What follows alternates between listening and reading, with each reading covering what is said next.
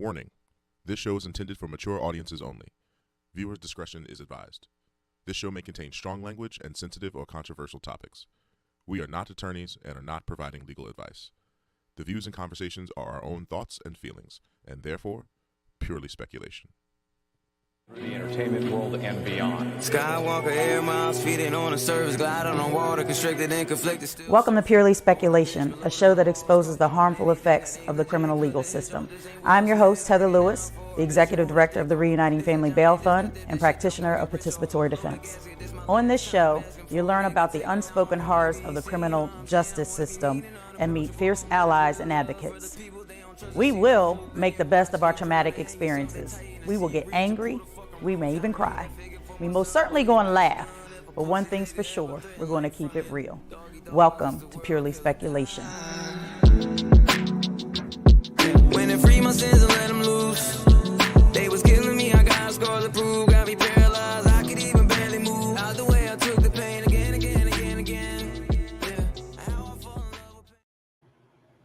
Hey, y'all. Welcome to episode 9. Oh my gosh, I can't believe it. We're at episode 9 already. And we have, as always, I know y'all tired of me saying it, we have a special guest, but we're talking about legislation and we're talking about some of the positive things that are happening and some of the things that really need more attention and maybe a little more drilling down, a little bit more courage and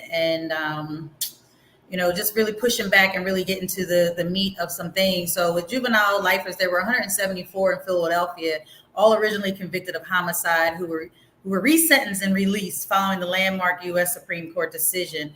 And after that, they have been in the community for about 21 months. Only 1.1%, that means 2 people out of 175 have been reconvicted of any offense. And so we have a special guest today. It is none other than Maria Goellner, who is the Deputy Policy Director of FAMM, the Families Against Mandatory Minimums. They go by FAMM now. And so if you would, welcome MJ. So I said I'd introduce you as Maria, but we're going to get right to knowing each other as we do. And welcome to Purely Speculation. Thank you so much for agreeing to be a guest.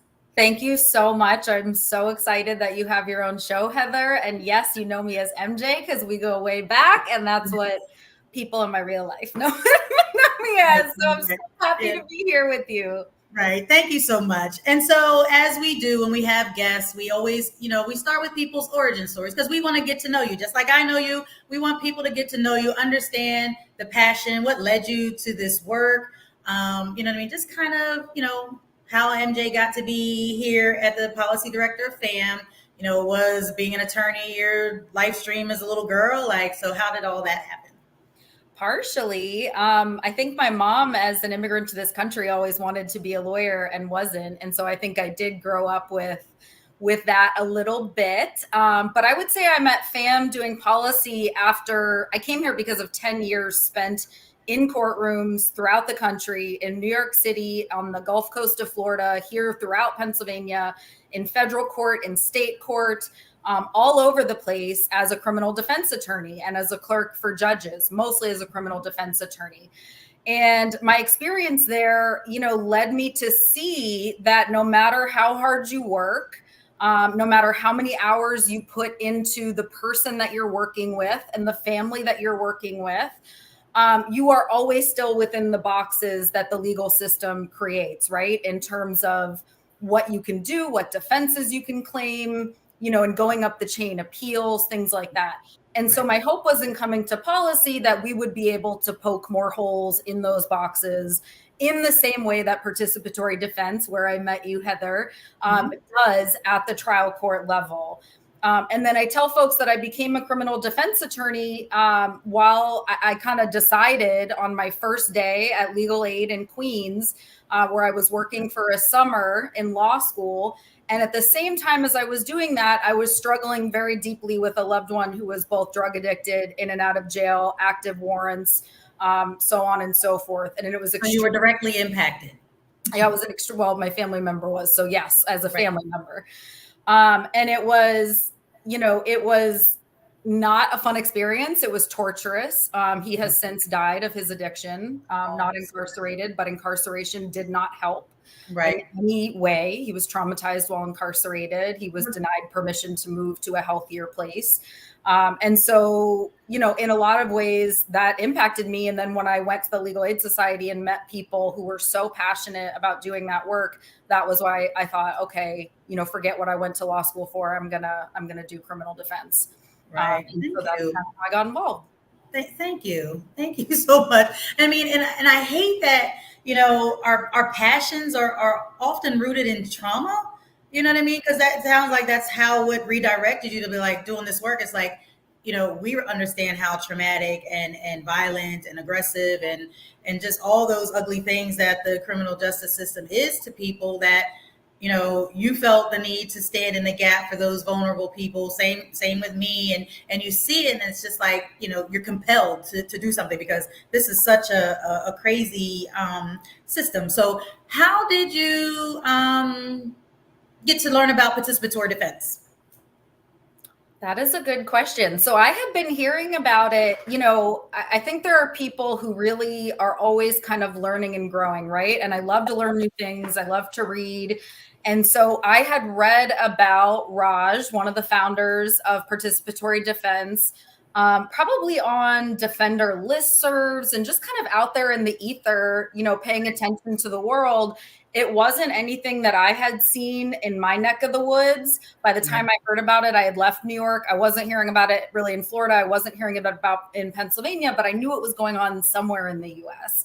And then I believe what happened next was that I heard of you, Heather Lewis, doing participatory defense in Pennsylvania. And you were on the National Participatory Defense map for that. And so this is quite a ways before I think I came to FAMM. But I ended up being hooked up with Raj. We had a mutual friend, spoke to him. Maybe he's the one who told me about you. We got hooked up. And then you very kindly brought participatory defense training to my neck of Northwestern Pennsylvania. And along with several other community members, both, impacted and not impacted, folks who really cared to do the work. You trained us, the national group trained us, and we founded a hub here in Northwestern Pennsylvania. Right. And that was rough because that was like during COVID. So everything was via Zoom and all this stuff was new. And I mean, the trainings are pretty intense in person. So on Zoom, it was just even more so. Like it was very challenging, but I'm thankful that you guys stuck with it and you guys have been doing participatory defense, saving people's lives from incarceration, but you've also grown to incorporate a bail fund. Is that still a thing? Yeah, so there is an Erie bail fund. I do not manage it, and I'm not active with that, but there is one existing. I can connect anybody who needs to be connected. The Erie fund was in existence for several years, and then the Erie hub, I should say, participatory defense hub, merged with the Western Pennsylvania Pittsburgh hub, which I believe is supported by the Abolitionist Law Center, is a phenomenal group. The hub in Pittsburgh is now covering all of Western Pennsylvania and is active. Okay. Okay. That's fantastic work going on in my neck of the woods. Awesome. Because you guys are so far away from us, right? And not to say that we won't go and support other communities, because we certainly will, but it was a great addition to the network to have somebody out in Western Pennsylvania to kind of, even if we have to converge in the middle to support some folks in the middle of the state, you know what I mean? We've got a network now that we can reach out. And I think that's just so awesome and appreciative. Shout out to all the folks in the Erie hub and Pittsburgh, because we got to get to know our Pittsburgh folks. And I'm pretty sure that we're going to have a national gathering sooner than later, maybe by the end of this year, the beginning of next year, to bring all of the hubs together.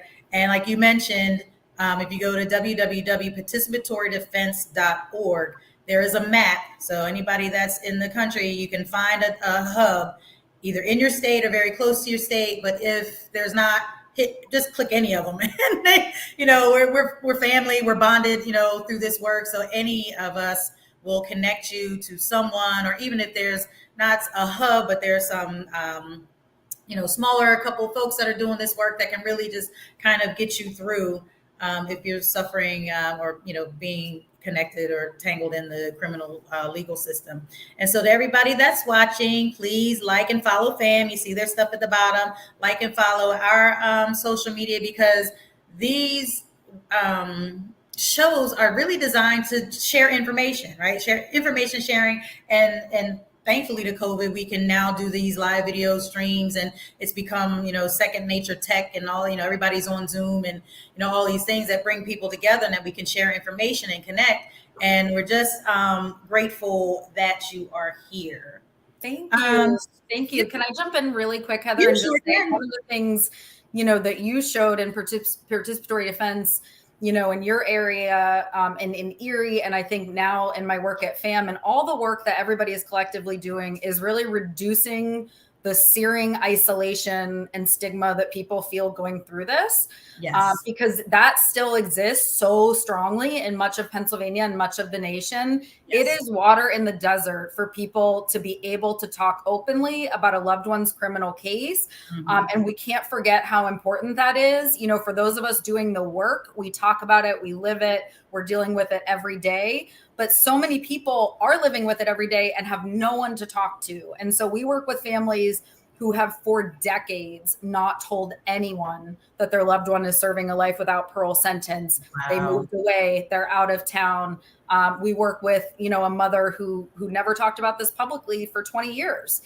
And so anything we can do to reduce that is not only the beautiful and morally right thing to do, but it also is very much contributing to culture change around all the issues that we all care about around criminal justice reform. Because the more people speak up about it, the more we realize how it really is impacting everyone that we know, and right. people start to come out of the woodwork. Right. Yes. Thank you for highlighting that, because it's so true. And, we talk about it because we just kind of know that it's there and know that it exists, and know that people don't want to talk about it. If you're involved in the criminal legal system, you're either a victim or a defendant, and nobody wants to be either. Like, there's no winners in the situation. Even when we have people found not guilty and their cases are dismissed and the charges are thrown out and their, records are expunged, you can't unlive that experience. You can't undo that trauma.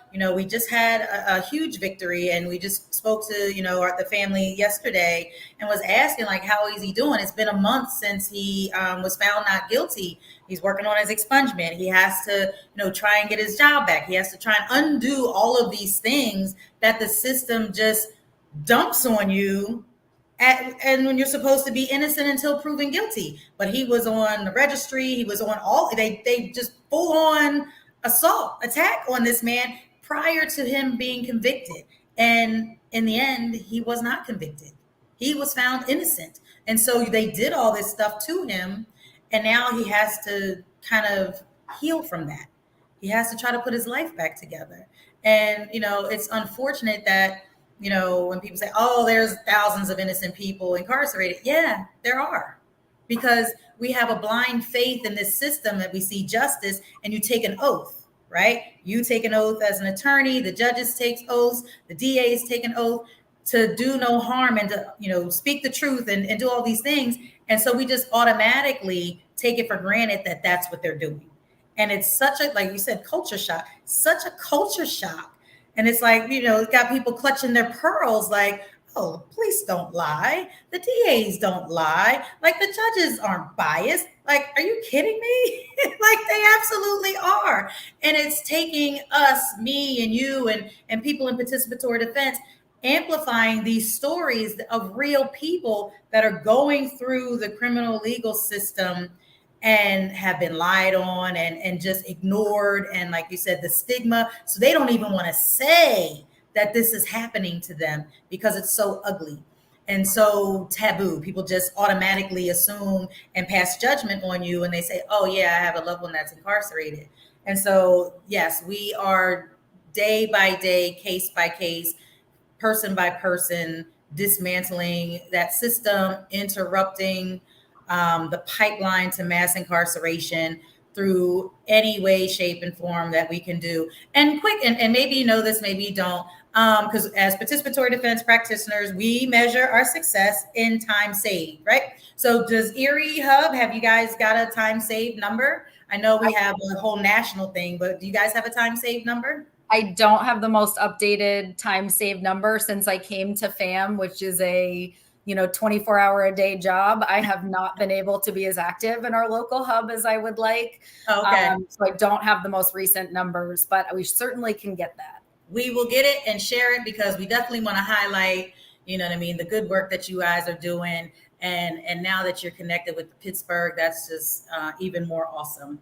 And so before we get into the second half, because now this was the fun part, and this was the easy part of getting to know MJ, but we're going to talk about some of the legislation, and we struggle with the politics of the legislation, right? We know the work that needs to be done. We know, how it impacts families, how it's harmful to people of color. But when it gets to the legislators, and they have to be, work with the people across the aisle and, we have to water this down and we have to take this out and we have to do this. So just so that the legislation gets on the table, even gets heard. And it's hard for us as, grassroots workers in the field every day, working with families to say, they had to do it this way. I'm sorry, this doesn't capture your case. It captures other cases, but it doesn't capture everybody. And so that becomes like the ugly kind of little elephant in the room when we're talking about legislation, because we can't have it all, right? They're not going to give it to us all. If they let us right every wrong that these laws that they passed have done, that would be astronomical. We talk about a culture shift. So we are going to watch a trailer because we talked about lifers and life without parole. And the Amistad Law Project is having a screening of their documentary, No Way Home. And that's going to be on Friday here in Norristown at Theater Horizon. So we will post up the link and all that stuff on our website and the social media, but we're going to watch the trailer. And if you're excited about it and you really want to learn more about the impact of life without parole has on families, definitely come out on Friday. I think it starts at 6:30 at Theater Horizon to watch the documentary. But we're going to see this trailer and then we'll come back and talk about, what legislation looks like and how we can get stuff passed. There we go. Mom, go ahead. An incarcerated individual at SCI Smithfield. This call is not private.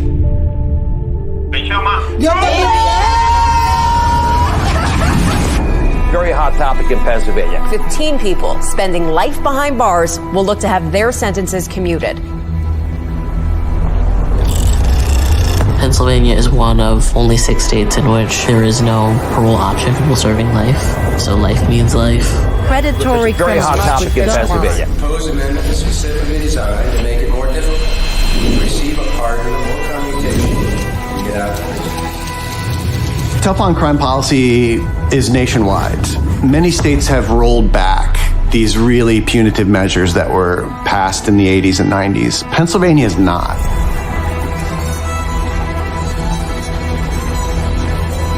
The only way that people can come home other than exoneration is through the commutation process. The change to the state constitution in 1994 created the situation where commutation is almost impossible to get. At this point, we aren't even giving people the opportunity to show that they've changed, that they've turned their lives around. As long as they got people incarcerated, they're making their money. The people who want something other than life without parole sentences are basically ignored in the system that we have now because there is no other option. To actually look at these people as individuals is really all that we're asking for. Why would I want this man that took my brother's life to rot in prison, let alone even be executed?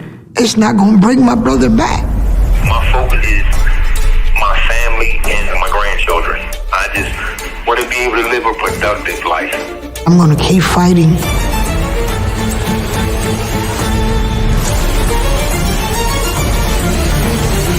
Everyone deserves a second chance. Not just my son, everyone.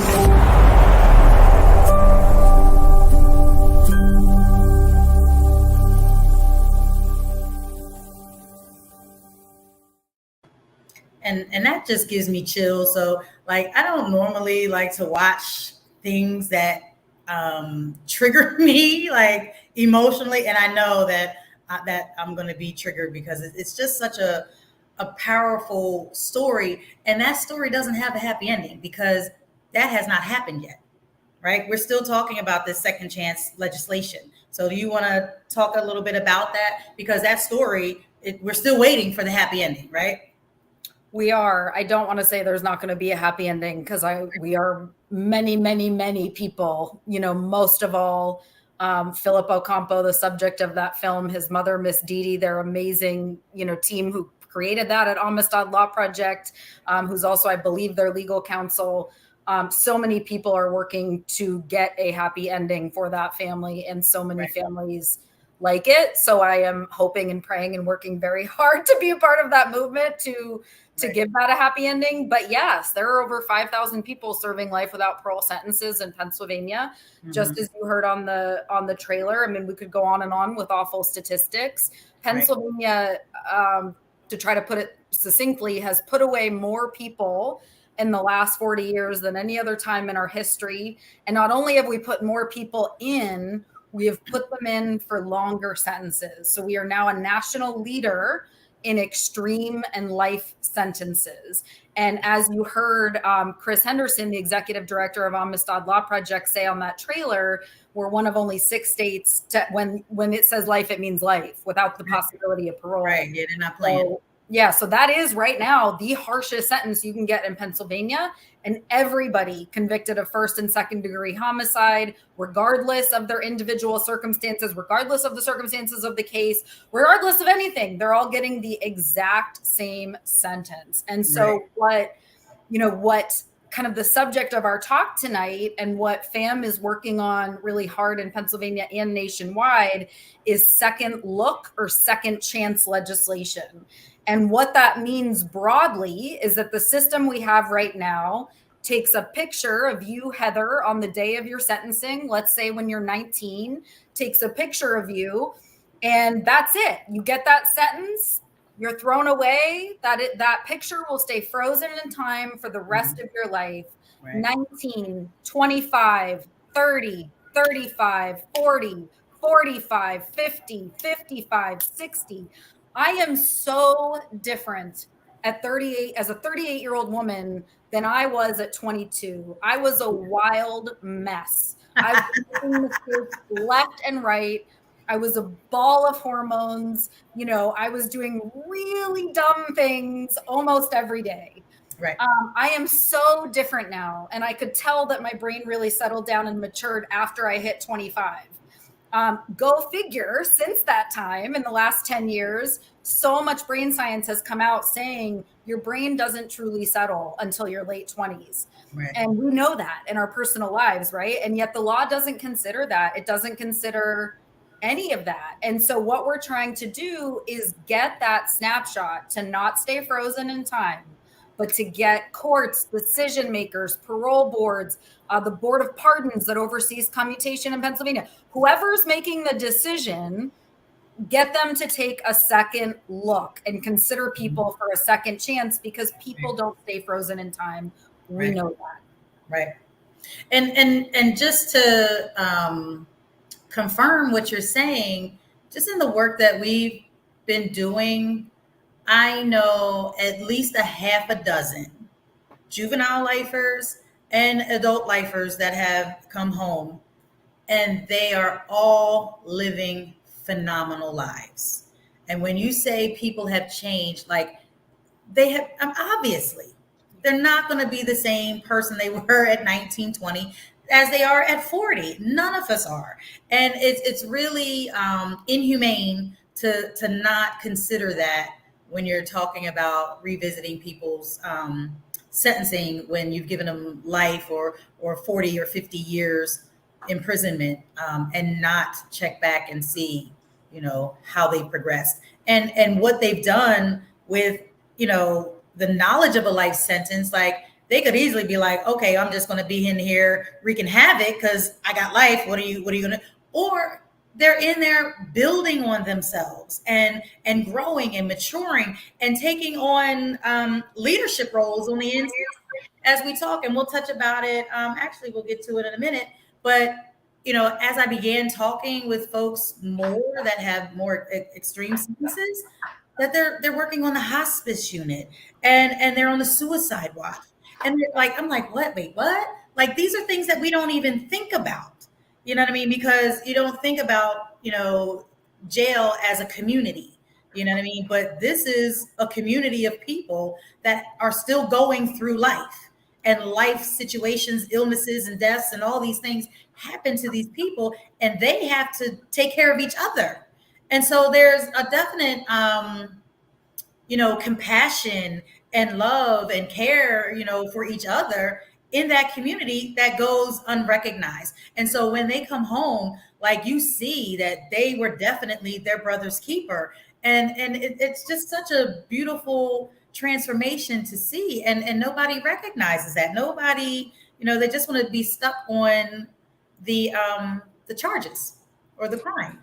Sure. And I want to say, I want to be really clear for everyone listening, for when we get frustrated that these things don't happen sooner. We are talking about second look mechanisms at FAMM. At least we are talking about doing this, for some of the most serious types of offenses. And so I don't take lightly, I don't take it glibly when I talk to lawmakers or anybody, because I could, I'm sure I have family members, neighbors who I would talk to all across the political spectrum who would express hesitation about letting some folks in prison come home. And so what I explain to them when we talk about it is, completely honestly, completely in good faith, the legislation that we are working on in all of these areas is written in such a way that it takes into consideration everything that literally anybody would want. We are considering the nature of the original case. We're considering who you are now. We're considering,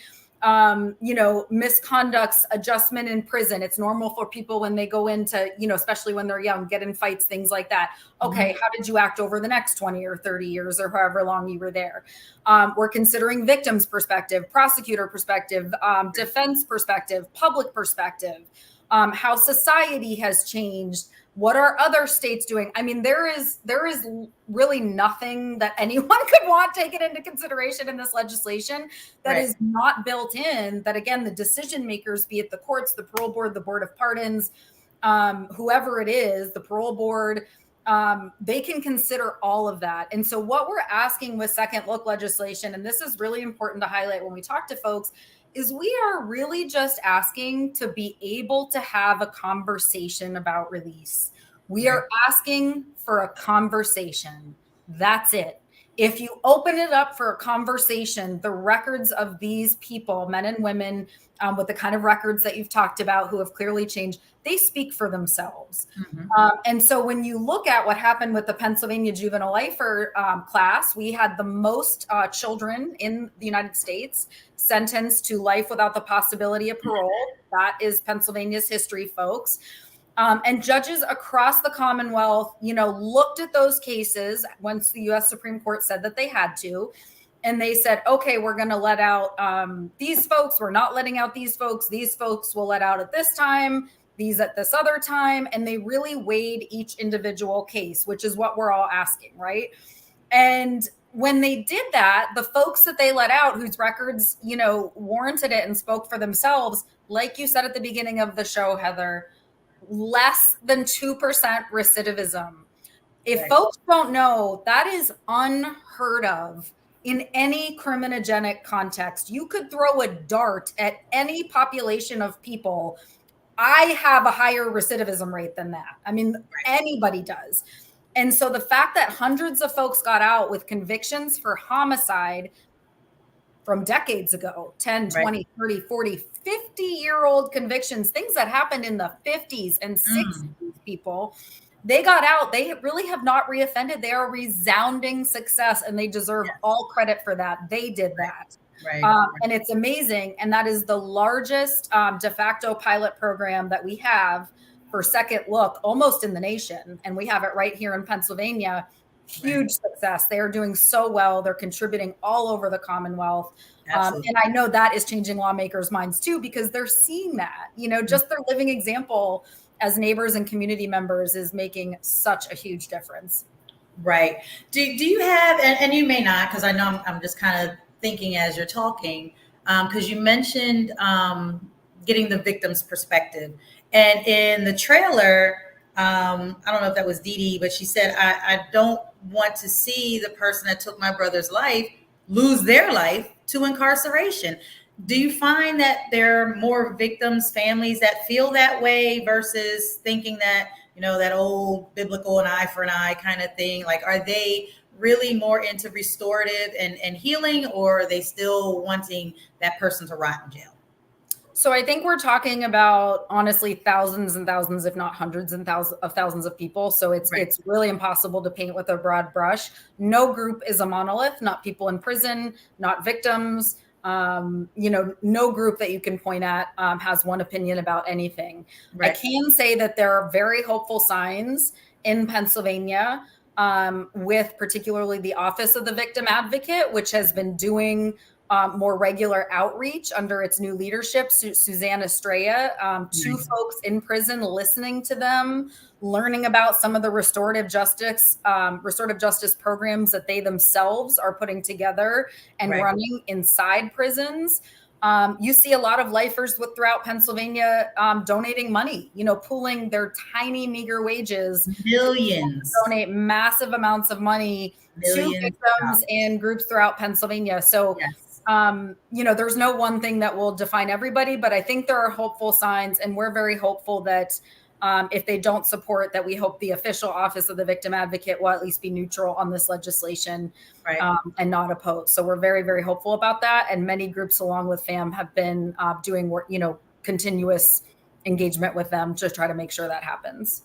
Nice. And that's, like you said, we're just asking for a conversation for consideration, you know what I mean, of the humanity of a human being. And so we'll just keep rolling on how messed up PA is and how antiquated it is, and when you told me something, and I'm jumping the gun because, there's things that just make me say, what the fuck? And when we talked about the geriatric, and then I actually researched and I read it, and I'm like, you have the audacity to say, you're not getting out of jail, I don't care how old you are, until you die. That's the geriatric plan. And it's like, you literally, Pennsylvania law does not allow compassionate release on any grounds other than terminal illness. And so share with me, because it says that the guidelines are extremely narrow and very small. And I think the statistics said from like 2005 to 2015 or something, there was like 7 people. Where is it? Yeah, 2010 to 15, there were like, give me nine people. And during that time, 850 people died in prison. Like, make that make sense. It doesn't make sense. It doesn't make sense. And we have the first sentence on that slide that said it's not, compassionate release in Pennsylvania. It's not compassionate, and we don't release anybody.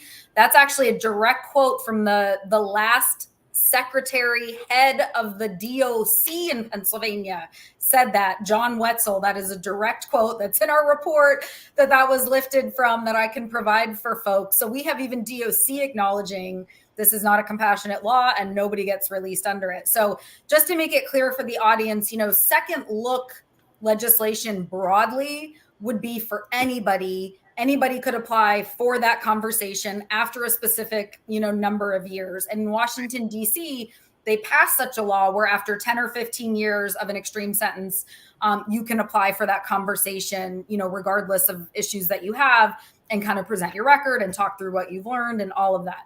Right. In Pennsylvania, we're in a different spot politically. I would absolutely love to see a broad second look mechanism that said, for any reason, you can apply for review after 5 or 10 years.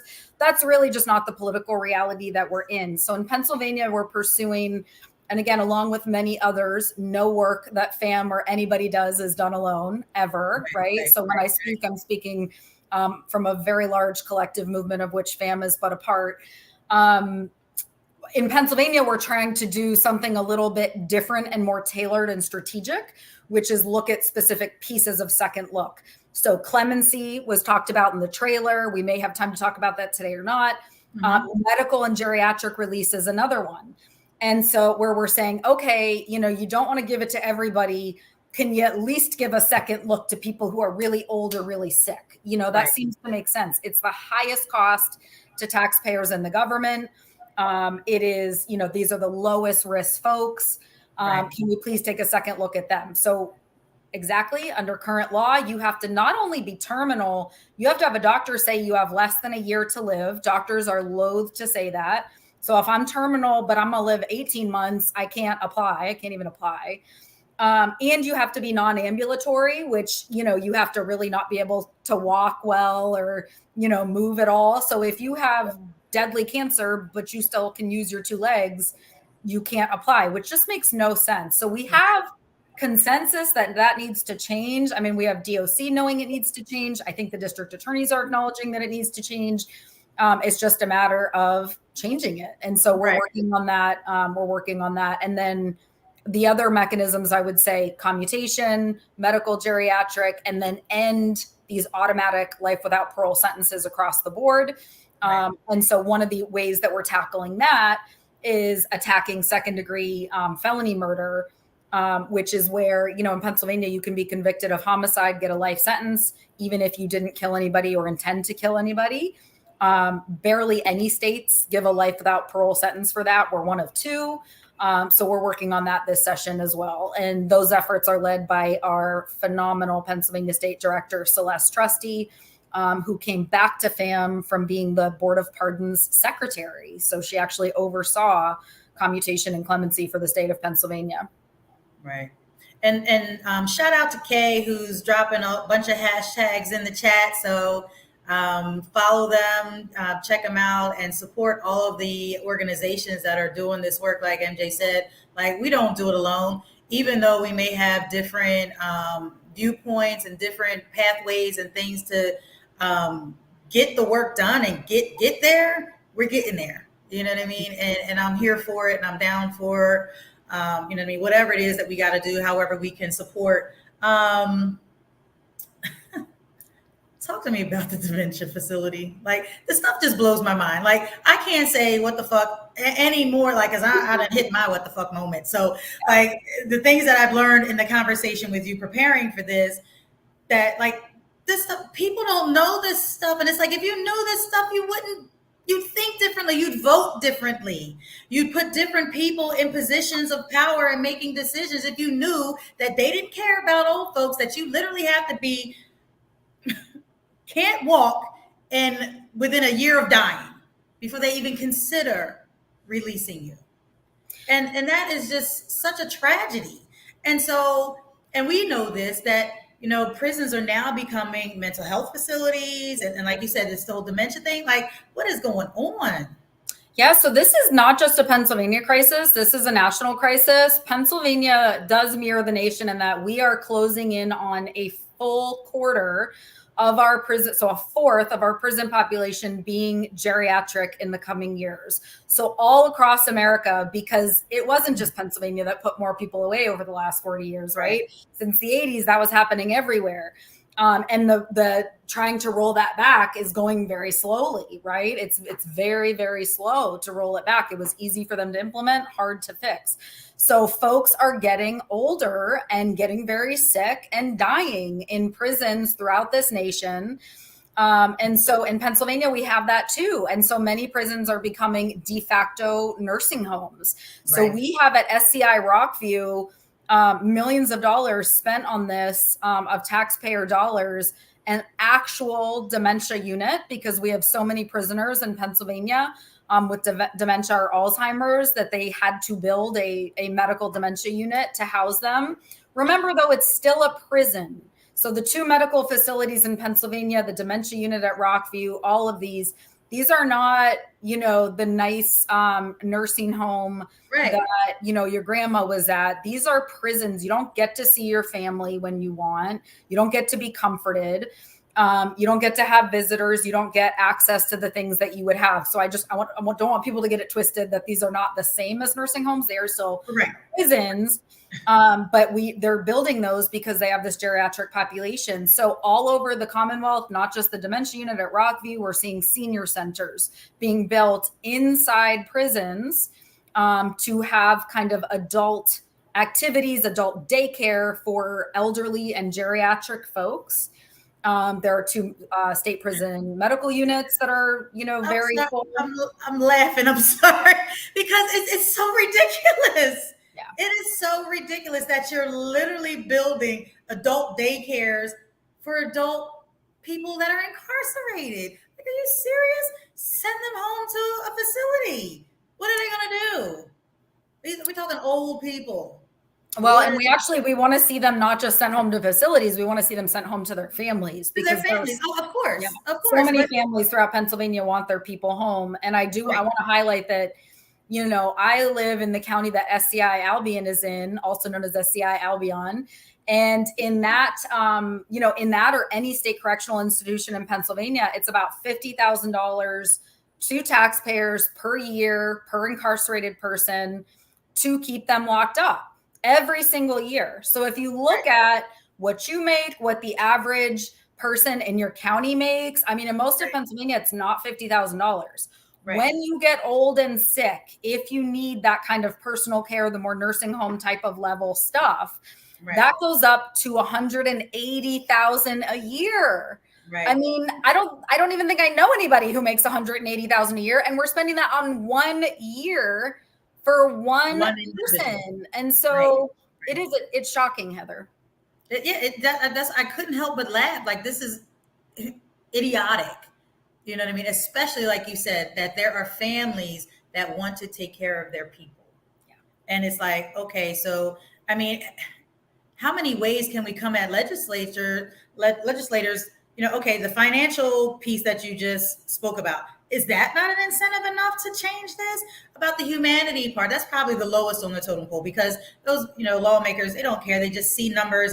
But so that money is obviously going to somebody, you know what I mean? For them not to consider it robbery to not do that. Like, send these people home to their families, let them be taken care of, let them, you know what I mean? Like, the $1 trillion in debt that we're in, imagine the amount of money you can save. And the prevention, like, we're always talking about, the back end with the jails and all this and that, but we are all prevention focused. We want stuff to be on the front end. So all that money you're saving from the prisons, and I'm actually touching on like the ask that's in the end of your report, so I don't want to jump ahead, but like, that's all the stuff that could happen. That's positive stuff that makes sense, that helps people, that moves, our society forward into healing and being healthy. So we do. But I do want to jump in and just say, and this is relevant. I see someone is hyping up Raheem Strickland in the chat. Yes. I know one of the family members. So yes, shout out. Thank you for listening. Yes. I do want to say, in the same way, let me rephrase. So we have about half of Americans have experienced incarceration in their family, right? About half of them have. It's huge. Mass incarceration is everywhere, in all, whether you're rural, urban, suburban, it's all over. But half of people still haven't, right? They haven't experienced incarceration in their families. So we know that so many people, including many lawmakers, many people have never been proximate or close to people in prison or their families, or they just don't know that they have, right? And they don't have that awareness. Once they do, we can break that down. In the same way, I think that we can tend to have, we can create negative beliefs about lawmakers because we're not proximate to them and we're not, with them all the time. I'm with them all the time. I'm constantly saying everything I'm saying to you to lawmakers. And what I want to tell folks is that lawmakers are absolutely just like Heather and I. They are normal people. There are many lawmakers who have had incarcerated loved ones in the Pennsylvania legislature and many who have not. And so the beautiful thing that I love about FAMM is being nonpartisan, not taking sides, not raising a red or blue flag, is that I go into every single conversation assuming good faith on the part of the other person, approaching them with curiosity, trying to find middle ground, and opening up a conversation where we can find something to work together on. And beautiful things happen because of that. One of the things that happens is we ask them to visit a prison. We have a campaign called, real clever name, Visit a Prison. And in the Visit a Prison campaign, we ask every single lawmaker in Pennsylvania to visit a prison. And let me tell you, many of them, far from, having malice or being in bad faith, they've just never thought about it.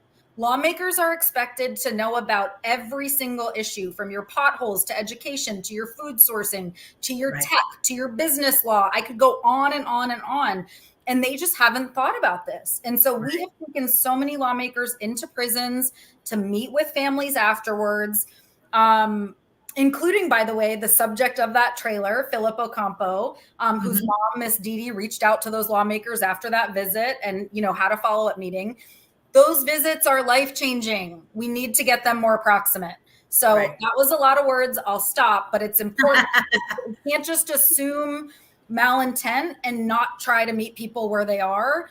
People are we're changing hearts and minds every day, Heather. Amen. Thank you for that, because I do get jaded, and I do, be like, I just know they're just doing the stuff. We all do. But you are absolutely right, and thank you for bringing that to the top, because that's exactly the space that we need to operate from. And so I see folks putting their loved one in the chat. Please amplify your loved one. Put them in the chat. Whoever it is that you need to free Tyree Wallace. You mentioned another person. I'm losing the chat here.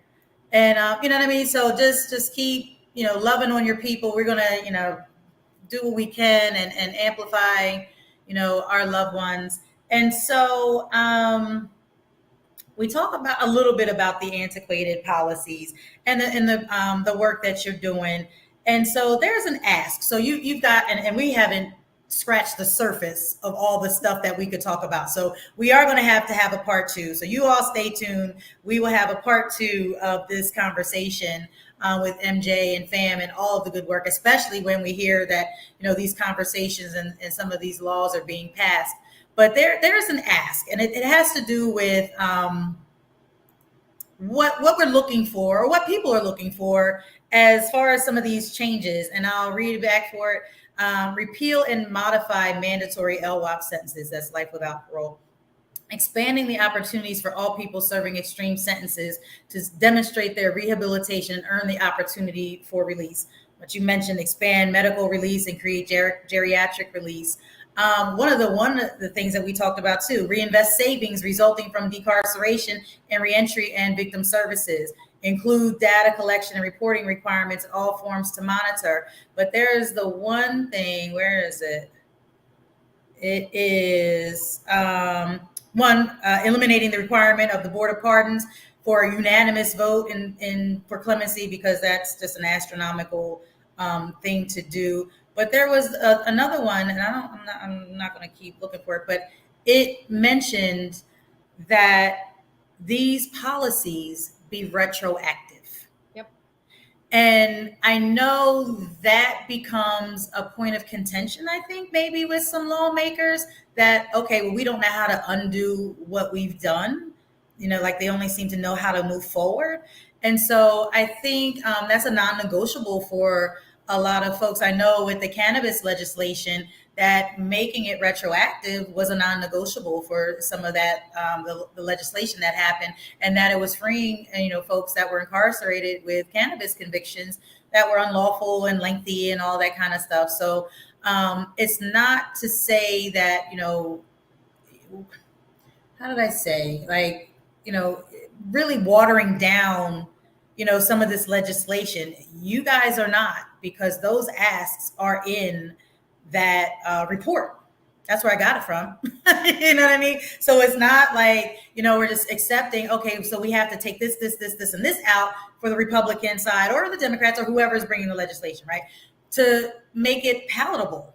You know what I mean? There's some things that just non-negotiable, making some things retroactive for the folks that are suffering, that were wrongfully convicted, that get time barred, and all these other things that happen that we can talk about on our part two, that really not only that the LWOP and that kind of stuff is harmful, but there's other laws that prohibit, folks from having evidence and being, getting back into court and having their case heard again. And so we'll talk more about that on our part two, but we've come to the segment. I've already said mine. I like to sprinkle it in throughout the show, but we have a segment called What the Fuck. And it can be, however you describe, a situation. It could be like, what the fuck? Like, we just won. Like, that's a what the fuck moment. Like, we didn't expect that. We've had those where we were not expecting a win and we still got a win. We're like, damn, okay. All right. And so share with me a what the fuck moment in your career. It could be recent, it could be older, something that happened to you that made you just scratch your head and be like, what the fuck? Oh, there's so many, Heather. There's so many. I'm going to share one that hurts, that will hurt you and is going to hurt everybody listening, but I'm going to share it anyway because that's what's really happening, right. Which is that I got a letter a few months ago. I probably got the letter almost a year ago. I have a stack of mail that's often can get taller than me. Oh, wow. And I try to respond. I do respond to every single person that writes to me from inside a Pennsylvania prison. There are 36,000 people incarcerated in Pennsylvania state correctional institutions. I get a lot of mail and it takes me a while to respond. I am perpetually behind on the mail. Right. And so I opened a letter several months after it was sent to me. It just sat in my dining room until I could get to it, along with another big stack. And this gentleman wrote to me and said, I have end-stage liver cancer. Is there any progress on the medical bill? Is there anything that you can do to help me? And it was very simple. It was very polite. I could tell from the language and the way that it was worded that it was definitely an older gentleman just by like the type of language that he used. Right. And I'm not going to use his name tonight because I didn't ask his family. But I saw that the letter was old and I had a sinking feeling and I quickly wrote back and said, yes, the Abolitionist Law Center may be able to provide you with a free attorney. They have such amazing attorneys doing compassionate release. Here's the application. Here's what we're doing on medical release. Here's work that FAMM's done. Here are resources we have that can help you. And I went to go send it. And I had a thought, I should just look him up real quick in the DOC system. And I looked and he wasn't there. Right. And I had a sinking feeling that I knew what that meant. And so I reached out to some folks that I knew in and out of DOC. And it turned out that he had passed away in the interim since he sent me that letter. And he had a full life, I shouldn't say a full life, but he had a full network of people, whatever that meant for him. I don't want to think that everything was resting on me, but I can tell you, I have thought about him every day since that happened. Right. And that I should have opened that letter sooner and I should have responded with those resources sooner. And I was thrilled to find out that the good attorneys at Abolitionist Law Center were representing him at the time of his death, and it could not happen fast enough. I don't know the details, but he did have representation and he did find his way to them, even though I didn't respond to his letter in a timely fashion. And so that letter is behind this computer right now because we've laughed a lot tonight, Heather, but people are dying every day. Yeah. And we can never forget that. And I think about him and other people like him that I know now who are inside, who I have known and who have died every single day. And that is why we're doing this work. Yes. And I'm sorry that happened, but rest assured that he was getting help. So unfortunately, the system is so slow, and we appreciate FAMM and Kay, who is blowing up the chat with all the good stuff. Check out FAMM's website because they definitely are highlighting the stories. They've got amazing data and statistics and things that are happening and things that they're working on. So support and check it out, and we will be back for a part 2 if you would be so gracious to do that for us. And again, as we always say, thank you. Share, like, all of our social media, because this is how not only our story, your story, and it just grows. And we really, need to get this information out to people in a digestible manner, something that they can kind of grasp onto, listen to when they have time, and, think about it later, and all of that. And so we just really appreciate everyone and all the folks that support. MJ, thank you. Love you. Sister, thank you so much. Family, you're welcome. And we will say good night. Thank you. Good night.